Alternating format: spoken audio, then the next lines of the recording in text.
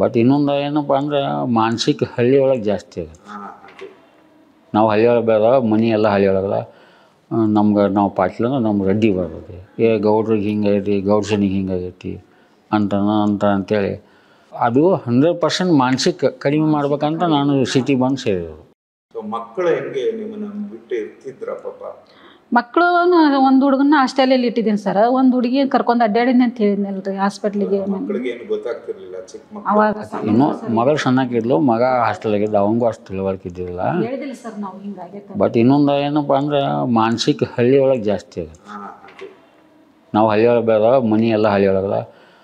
ನಮ್ಗೆ ನಾವು ಪಾಟೀಲ್ ಅಂದ್ರೆ ನಮ್ಗೆ ರೆಡ್ಡಿ ಬರ್ತೈತಿ, ಗೌಡ್ರಿಗೆ ಹಿಂಗೈತಿ, ಗೌಡ್ಸನಿಗೆ ಹಿಂಗಾಗೈತಿ ಅಂತೇಳಿ ಆಮೇಲೆ ಅಂತೂ ಒಂದು ವರ್ಷ 1.5 ವರ್ಷ ಆದ್ಕೂಲೆ ನಾನು ಏನು ಮಾಡಿದೆ, ಬಾಗಲಕೋಟೆ ಶಿಫ್ಟ್ ಆದೆ.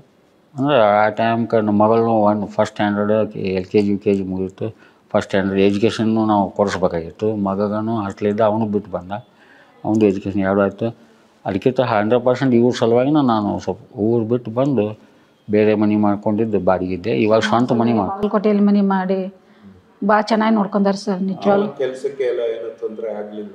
ನಾನು ಮುಂಚೆ ಪೋಸ್ಟ್ ಆಫೀಸಿಂದ ಆಟೋದನಿಗೆ ಇದು ಬರೋಕ್ಕಿಂತ ಮುಂಚೆನೇ ರಿಸೈನ್ ಮಾಡಿದ್ದೆ ನಾನು. ಖಾಲಿದ್ದೆ. ಇಲ್ಲಿ ಬಾಗಲಕೋಟೆ ಸಿಟಿಯಾಗ ಬಂದು ಖಾಲಿ ಇರ್ಬಾರ್ದು ನಮ್ಮ ಊಟೆ ಇನ್ನೊಂದು ಅಂಗಡಿ ಇತ್ತು, ಅಲ್ಲಿ ಕೆಲಸ ಹೋಗ್ತಿದ್ದೆ. ಹಾಗೆ ಒಟ್ಟು APMC ಒಳಗೆ ವ್ಯಾಪಾರ ಅಂದ್ರೇನು ಸೀಡ್ಸ್ ಫರ್ಟಿಲೈಸರ್ದು ಒಂದು ಶಾಪಲ್ಲಿ, ಅದು ಮನೆಯೊಳಗೆ ನಮ್ಮ ಕಜಿನ್ ಬ್ರದರ್ ಇತ್ತು, ಅಲ್ಲೇ ನಾನು ಕೆಲಸ ಮಾಡ್ತಿದ್ದೆ. ಅವಾಗ ನಮಗೆ ಜಾಸ್ತಿ ಅಂದ್ರೇನು, ನಮ್ಗೆ ಟ್ರೈನಿಗೆ ಹೋಗಾಕ ಬರೋಕೆ ಅನುಕೂಲತೆಗಳು ಇದ್ದಿದ್ದಿಲ್ಲ ಸರ್, ಅದ್ರ ಸಂಬಂಧ ಇಲ್ಲಿ ಅನುಕೂಲ ಆಕೈತಿ. ಅದು 100% ಮಾನಸಿಕ ಕಡಿಮೆ ಮಾಡ್ಬೇಕಂತ ನಾನು ಸಿಟಿ ಬಂದು ಸೇರಿದ್ರು. ಇದು ಪ್ಲಸ್ ಪಾಯಿಂಟ್. ಸಿಟಿ ಒಳಗೆ ಯಾರು ಏನೋ ಆತು ಕೇಳಲ್ಲ. ಯಾಕಂದ್ರೆ ಹಳ್ಳಿ ಒಳಗೆ ನೀವು ಹೋಗಿ ಗೌಡ್ಸನಿ ಮಾತಾಡ್ಸಿ ಬರೋಣ ಬಾ ಅನ್ನೋದು, ಅವ್ರೊಂದು ಮಾತಾಡೋದು, ನಾವೊಂಥರ ಮಾನಸಿಕ ಸರ್, ಭಾಳ ಮಾನಸಿಕ ಹೆಣ್ಮಗಳು.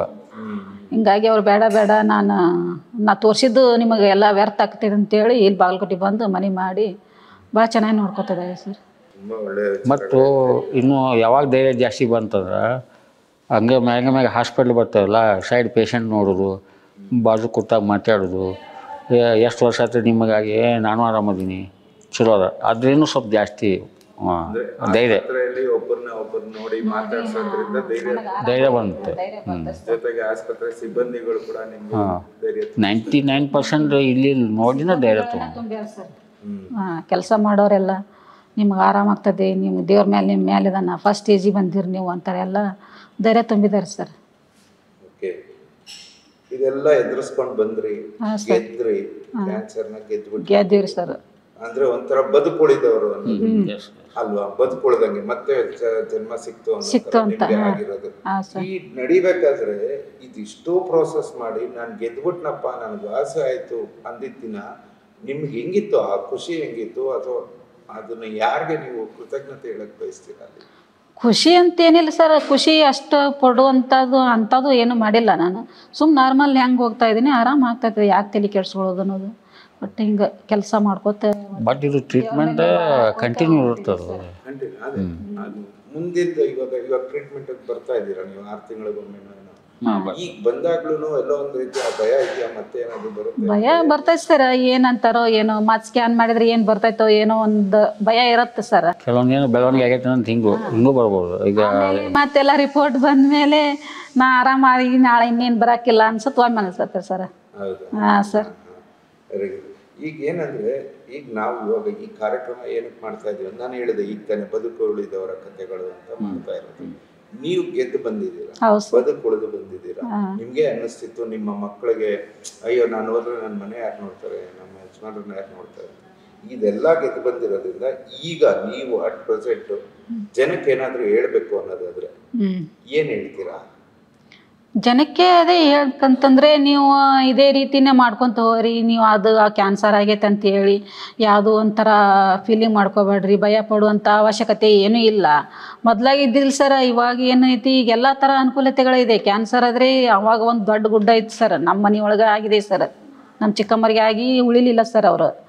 ಇವಾಗ ನಾನು ಅದನ್ನೇ ವಿಚಾರ ಮಾಡಿದೆ ನನಗಾದಾಗ, ಹೆಂಗಪ್ಪ ಜೀವನ ಅಂತಂದು. ಈಗ ಎಲ್ಲ ಥರ ಫೆಸಿಲಿಟಿ ಐತಿ, ಯಾವುದೇ ಅನುಕೂಲತೆಗಳು ಜಾಸ್ತಿ ಇದಾವ, ಮೆಡಿಸಿನ್ಸ್ ಅದಾವ, ಮತ್ತು ಒಳ್ಳೆ ಒಳ್ಳೆ ಡಾಕ್ಟರ್ಸ್ ಇದ್ದಾರೆ. ಒಂದಲ್ಲ ಎರಡು ಕಲೆ ಸಿಗ್ತಾರೆ. ಯಾರಾದರೂ ಹಿಂಗಂತಂದು ಹೇಳಿದ್ರೆ ಅಲ್ಲಿ ಹೋರಿ ಇಲ್ಲಿ ಹೋರಿ ಅಂತ ಯಾರು ಹೇಳ್ತಾರೆ ಸರ್. ಹಿಂಗಾಗಿ ಅಂಥದ್ದೇನು ಅವಶ್ಯಕ ದೊಡ್ಡ ಏನು ಗುಡ್ಡ ಅಲ್ಲ ಸರ್. ಈಗ ಏನು ಕ್ಯಾನ್ಸರ್ ಅಂದರೆ ಭಾಳ ಫೀಲಿಂಗ್ ಮಾಡ್ಕೋಂಥ ಅವಶ್ಯಕತೆ ಇಲ್ಲ ಸರ್. ಈಗ ಮತ್ತು ಈ ಹಾಸ್ಪಿಟಲ್ನು ಭಾರಿ ಇದಾವೆ, ಕ್ಲೀನ್ ಹಂಗದ, ಟೈಮ್ ಟು ಟೈಮ್ ಎಲ್ಲ ರಿಕವರಿ ಮಾಡ್ತಾರೆ. ಮತ್ತು ಟೈಮ್ ಬೆಲೆ ಭಾಳ ಮಾಡ್ತೈತಿ ಇಲ್ಲಿ. ಮತ್ತು ಇನ್ನೊಂದು ಈ ಡಾಕ್ಟ್ರುಗಳು ಕೈಗೂ ಚಲೋ ಅದ, ಕೈಗೂ ಚಲೋ ಐತೆ ಸರ್. ನೀವು ಇವಾಗ ಇದೆಲ್ಲ ಮಾಡಿ ಗೆದ್ದು ಬಂದ್ರಲ್ಲ, ಜನಕ್ಕೂ ಹೇಳ್ತಿದ್ದೀರಾ ನಮ್ಮ ವಾಹಿನಿ ಮೂಲಕ. ನೀವು ಪರ್ಸನಲ್ ಆಗಿ ಜನಗಳಿಗೆ ಹೇಳ್ಕೊಳ್ಳೋದಕ್ಕೆ ಶುರು ಮಾಡಿದ್ದೀರಾ? ನಾನು ವಾಸಿ ಆಗಿದ್ದೀನಿ ಹೇಳಿದ್ದೀನಿ ಸರ್. ನಾ ಎಷ್ಟೋ ಜನಕ್ಕೂ ಹೇಳಿದ್ದೀನಿ ಸರ್.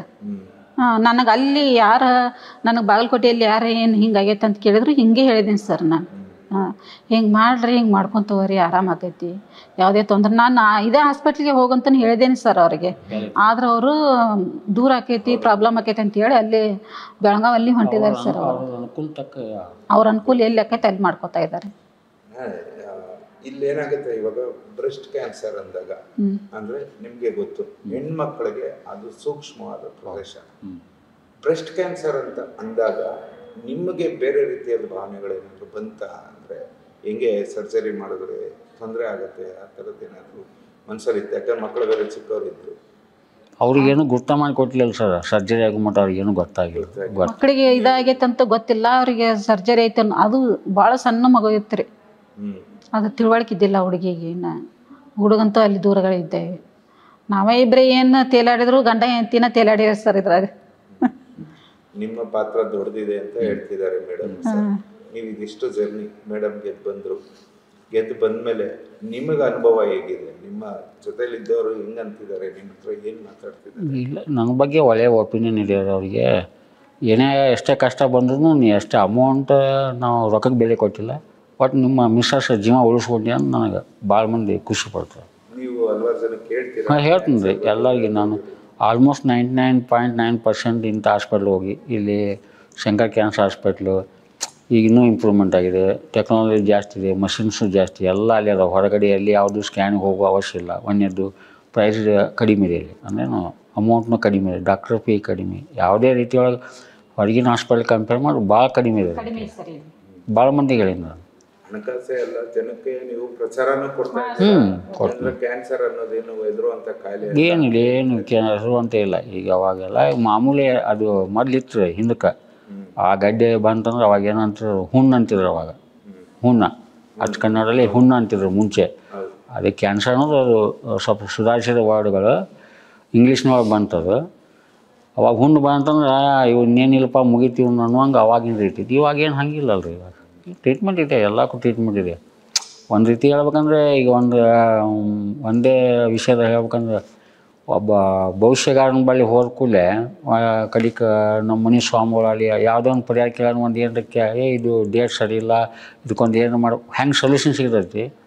ಏನೋ ಒಂದು ಪರಿಹಾರಕ್ಕೊಂದು ಬೇರೆ ಬೇರೆ ಸೊಲ್ಯೂಷನ್ ಹೇಳ್ತಾರಲ್ಲ, ಆ ಟೈಪ್ ಎಲ್ಲಕ್ಕೊಂದು ಸೊಲ್ಯೂಷನ್ ಇರ್ತೈತಿ.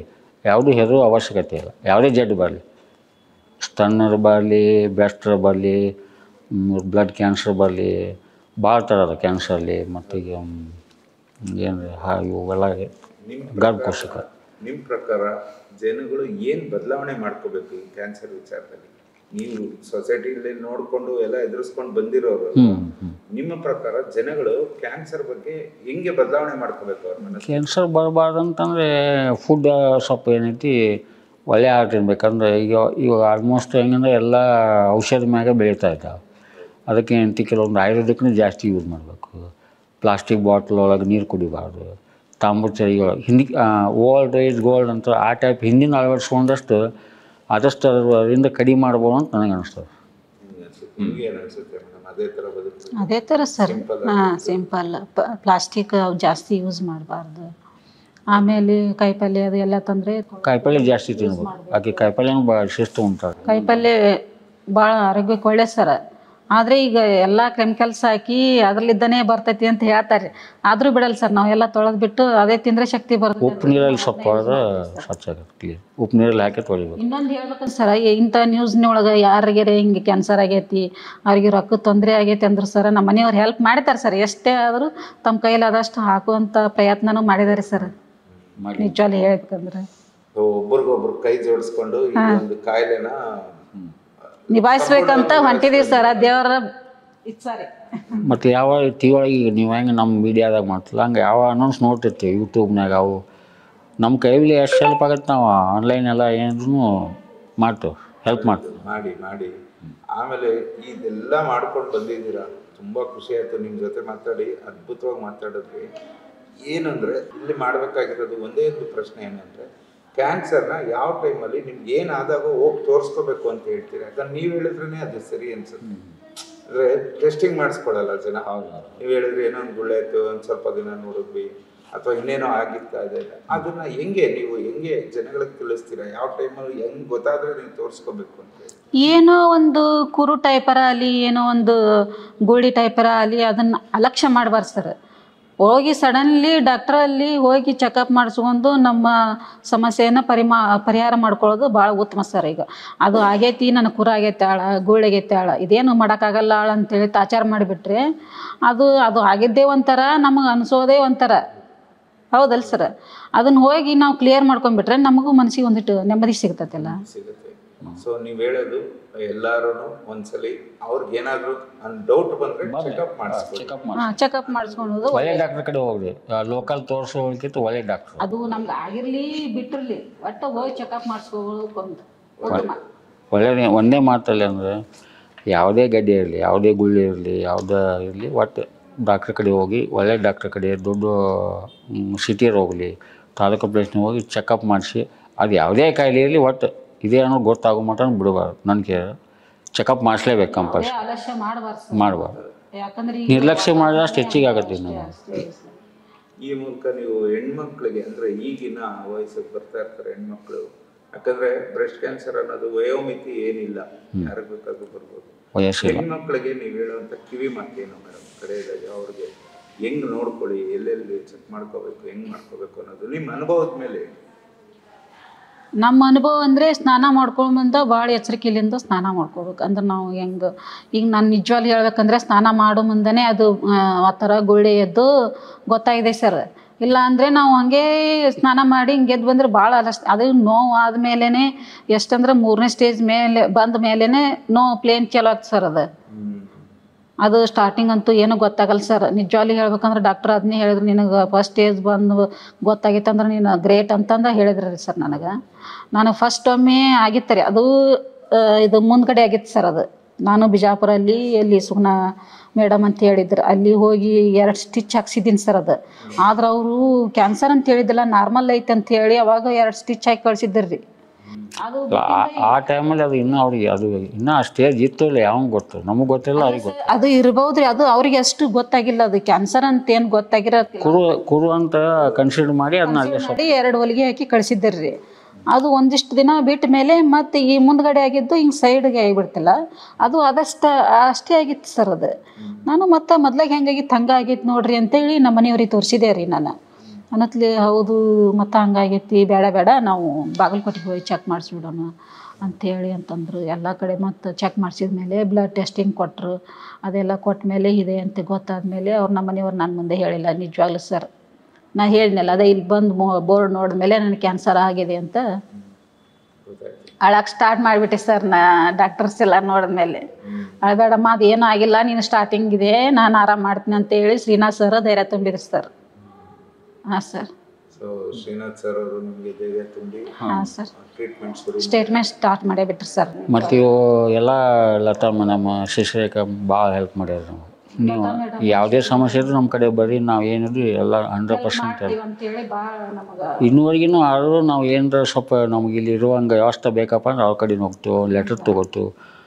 ಮತ್ತು ಟ್ರೈನಿಗೆ ಹೋಗೋಕೆ ನಮಗೆ ಫ್ರೀ ಇರ್ತದೆ ಕನ್ಸಿಡರ್, ನಮಗೆ 1/4 ತುಂಬಿಕೊಡ್ತಾರೆ. ಅವ್ರ ಕಡೆ ಲೆಟರ್ ತೊಗೋತೀವಿ, ಅದೇ ಫಾರ್ಮ್ ತೊಗೊಂಡೋಗಿ ನಾವು ಬುಕ್ಕಿಂಗ್ ಮಾಡ್ಕೊಂಬರ್ತೀವಿ. ಇನ್ನೂವರೆಗೆ ಯಾವಾಗ ಬೇಕಾದಾಗ ಬಂದ್ರೂ ಅವ್ರು ಹೆಲ್ಪ್ ಮಾಡ್ತಾರೆ. ನೀವು ಬರ್ರಿ, ಏನು ಸಮಸ್ಯೆ ನಮ್ಮ ಕಡೆ ಬರ್ರಿ, ಏನು ಅಂಜಕ್ಕೆ ಹೋಗ್ಬಾರ್ದು ಅಂತ ಹೇಳಿ. ಮೇಡಮ್ ಎಲ್ಲ ಸಿಬ್ಬಂದಿವರೆಗೂ ಹೆಲ್ಪ್ ಮಾಡ್ತೀವಿ ಸರ್. ಹ್ಞೂ ಸೊ ಈಗ ಅವರು ಅನ್ನೋಕೈತಿ ಎಲ್ಲ ಒಳ್ಳೆಯದು, ಎಲ್ಲ ಡಾಕ್ಟರ್ಸ್ ಒಳ್ಳೆಯದು. ಡಾಕ್ಟರ್ಸ್ ಆಯ್ತು, ಕೆಲಸ ಮಾಡೋರಾಯ್ತು, ಎಲ್ಲ ಸಿಬ್ಬಂದಿ ವರ್ಗ ಏನೈತಿ ಎಲ್ಲರೂ ಹೆಲ್ಪ್ ಮಾಡ್ತಾರೆ. ಯಾರು ಹಿಂಗೆ ಸಿಟಿ ಬರೋದು ಅದು ಏನಿಲ್ಲ. ಅವಶ್ಯಕತೆ ಎಲ್ಲ ಸ್ಲೋ ಇನ್ನೂ ನಾವ ಜನರ ಅವ್ರಿಗೆ ತೊಂದರೆ ಕೊಡ್ತೇವೆ, ಯಾಕಂದ್ರೆ ಸ್ವಲ್ಪ ಗಡ್ಲ ಮಾಡ್ತೇವಲ್ಲ. ಹಳ್ಳಿಯಾಗಿದ್ದ ಮಂದಿ ಕೆಲವ್ರು ಗೊತ್ತಾಗಲ್ಲ. ಡಾಕ್ಟರ್ಸ್ ಎಲ್ಲ ಪೇಷಂಟ್ಗಳು ಹೆಂಗೆ ಮಾತಾಡಿಸ್ಬೇಕು ಹೆಂಗಿಲ್ಲ ಅಂತೆಲ್ಲ ಸೈಲೆಂಟಾಗಿ ಭಾಳ ಸೂಕ್ಷ್ಮಲಿದ್ದಾನೆ ಹೇಳ್ತಾರೆ ಸರ್. ಹಾಂ ಚೆನ್ನಾಗಿ ಆಗ್ತಿದೆ. ಹಾಂ ಚೆನ್ನಾಗಿ ಆಗ್ತಿದೆ. ಈಗ ನೀವು ಎಷ್ಟು ತಿಂಗಳಿಗೊಮ್ಮೆ ಟ್ರೀಟ್ಮೆಂಟ್ ಬರ್ತಾ ಇದ್ದೀರಾ? ವರ್ಷಕ್ಕೊಮ್ಮೆ ಚೆಕಪ್ ಇದೆ ಸರ್. ಇವಾಗ 6 ತಿಂಗಳಿಗೊಮ್ಮೆ ಬಂದು ಚೆಕ್ ಮಾಡಿಸ್ಕೊಂಡು ಹೋಗ್ತಿದ್ವಿ. ಆದ್ರೇನು ಸ್ಕ್ಯಾನ್ ಗೀನೆಲ್ಲ ವರ್ಷಕ್ಕೊಮ್ಮೆ ಮಾಡ್ತಾ ಇದ್ದಾರೆ ಸರ್ ಇವಾಗ. ಈಗ ನಿಮಗೆ ಆವಾಗ ಕೀಮೋ ಮಾಡಿದಾಗ ಅದೆಲ್ಲ ಮಾಡಿದಾಗ ಸುಸ್ತಾಗ್ತಿತ್ತಲ್ಲ, ಆ ಥರದ್ದೆಲ್ಲ ಏನಿಲ್ಲ? ಹಾಂ ಆರಾಮಾಗಿ. ಇವಾಗ ಏನಿಲ್ಲ, ಅವಾಗ ಸ್ವಲ್ಪ ಸುಸ್ತಾಗ್ತಿತ್ತು. ಈಗ ಮೊದ್ಲಾಗ ಹೆಂಗಿದ್ದೆ ಹಂಗಿದ್ದೀನಿ ಸರ್ ಇವಾಗ. ಮೊದಲೇ ಹೇಗಿದ್ದೀರೋ ಹಂಗಿದ್ದೀನಿ ಸರ್ ಇವಾಗ. ಇವಾಗ ನಾನು ಕ್ಯಾನ್ಸರ್ ಆದರೂ ನಾನು ಏನು ಅಂತ ಭಯ ಪಡುವಂಥ ಅವಶ್ಯಕತೆ ಏನಿಲ್ಲ. ಇಲ್ಲಿ ಎಲ್ಲ ಥರದ ಸ್ಪೆಷಾಲಿಟಿ ಇದೆ. ಶಂಕರ್ ಹಾಸ್ಪಿಟ್ಲಿಯೊಳಗೆ ಯಾರಾದರೂ ಬಂದರೆ, ಯಾರಿಗ್ಯಾರೋ ಕ್ಯಾನ್ಸರ್ ಆದರೆ ಮತ್ತು ಇಲ್ಲಿ ಶಂಕರ ಕ್ಯಾನ್ಸರ್ ಹಾಸ್ಪಿಟ್ಲಿ ಅಂತೇಳಿ ಬೆಂಗಳೂರಲ್ಲಿ ಇದೆ. ದಯವಿಟ್ಟು ಎಲ್ಲರೂ ಬಂದು ಇಲ್ಲಿ ಚೆಕ್ ಮಾಡಿಸ್ಕೊರಿ. ಡಾಕ್ಟರ್ಸು ಚಲೋ ಇದ್ದಾರೆ, ಸಿಬ್ಬಂದಿ ವರ್ಗ ಚೆನ್ನಾಗಿದೆ ಮತ್ತು ಎಲ್ಲ ಥರ ಅನುಕೂಲತೆಗಳು ಇವೆ ಅಂಥೇಳಿ ನನಗೆ ಈಗ ಎಷ್ಟಂದ್ರೆ 2014ರಲ್ಲಿ ಸರ್ಜರಿ ಆಗಿದೆ.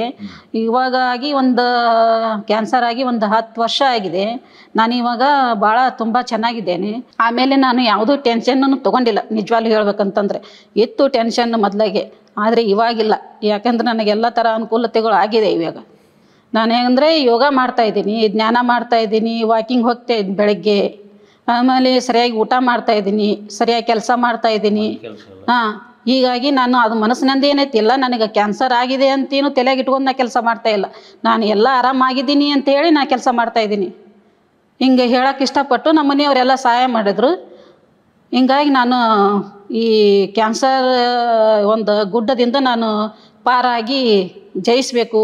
ನಾನು ನಾಳೆ ನನ್ನ ಮಕ್ಕಳನ್ನ, ನನ್ನ ಗಂಡರನ್ನ ನೋಡಬೇಕು ಅನ್ನೋ ಒಂದೇ ನನಗೊಂದು ಚಿಂತೆ ಇದೆ. ಆ ಭಗವಂತನಲ್ಲಿ ಇಷ್ಟೇ ಕೇಳ್ಕೊಳ್ಳೋದು, ನಾ ಎಷ್ಟೇ ದಿನ ಇದ್ರೂ ನಾನು ಅಷ್ಟು ಈಗ ಆರಾಮಾಗಿರ್ಲಪ್ಪ ಅಂತ ಬೇಡ್ಕೊಂಡು ನಮ್ಮ ಮನೆಯವ್ರ ಮೇಲೆ ಭಾರ ಹಾಕಿ ನಾ ಈಗ ಹೊಂಟಿದ್ದೇನೆ. ನಮಸ್ಕಾರ.